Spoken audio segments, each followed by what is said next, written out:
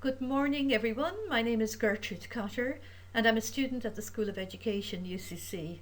Apologies I can't be there today, and thanks for listening to me in this format. If you've any questions, do send them on to me by email through the National Forum, and I would be happy to discuss them at any time. My thesis title is Co-Creating Development Education, Learning from Stories of Students, that's third level students, and communities collaborating for local and global social justice through community-based learning, technology-enhanced learning, and storytelling. I think that engaging third level students in social justice issues at home and abroad is important, and I've been exploring their stories of doing so within different spaces at University College Cork. So why is this important? I'm sure you don't need me to tell you about the current state of the world, but issues such as international trade, sustainable development, refugees and inequality are all themes that come under the term development education, which is sometimes called global citizenship education or even global education. So my core question is, what impact does the use of community-based learning experiences, technology-enhanced learning and storytelling have on third level student engagement with development education issues, and what is the impact of this work on communities of interest? I provided opportunities to communities and students using service learning, technology-enhanced learning, radio and storytelling, and asked the question, what can we learn about development education pedagogy?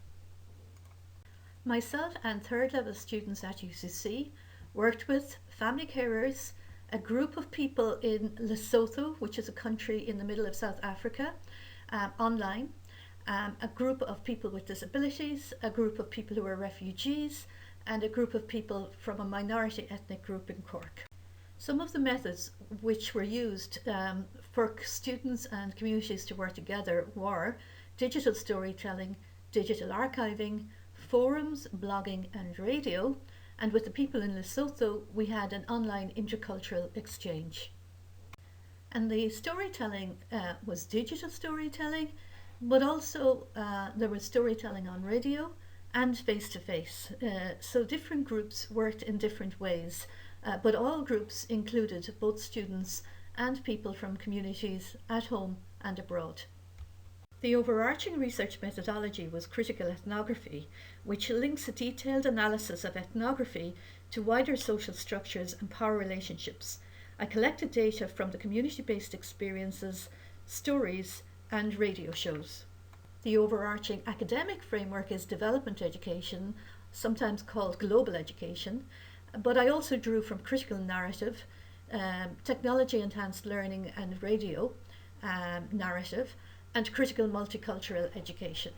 In year one, we ran an online intercultural exchange with the community in Lesotho, 6 workshops with a minority ethnic group in Cork, a digital storytelling workshop with refugees and students, and a Global Teachers Award with student teachers. In year two, I worked with a cross-disciplinary group of UCC students as well as student teachers who worked with family carers and disability groups, and also with individual UCC students on work placements and with individuals with disabilities who were moving out of institutional care into the community. With participant A, for example, there was a strong shift from a charity or empathy model to analysis of power dynamics and structural inequalities. Dialogue was very important, and weaving in theory. And when using new technologies, we remember it's not just about skills. For participant K, a family carer, the desire to tell her story was very strong, and finding her own voice was profound. For the carers, the stories didn't impact highly on the election campaign, but were very strong as an educational tool. And then working with the local was far more challenging to students than the global. For participant V, the desire to tell her story was very strong. She was moving out of institutional care. Her personal empowerment in doing this was profound. Her ability to make links with asylum seekers and with international contacts in India was incredible and impressive. In terms of the national impact of this research, regarding student engagement in development education, students are highly interested and highly motivated in development education.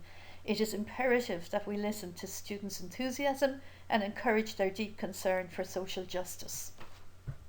Development education and digital humanities and radio have much to offer one another. 21st century skills and radio can be of great benefit to development education if used with integrity. Development education offers the digital humanities a value system which should be taught across all disciplines.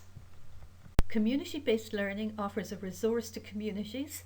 It enhances collaboration between diverse groups. It supports communities to spread their messages and find their voices. And for individuals within a community, telling their story is profound and deeply empowering. The role of a third level educator is changing to a more facilitatory role. Their knowledge is highly valued by students, but it needs to be weaved into a pedagogy which is about relationship building and trust. And dialogue is important in facilitating student learning. Thank you.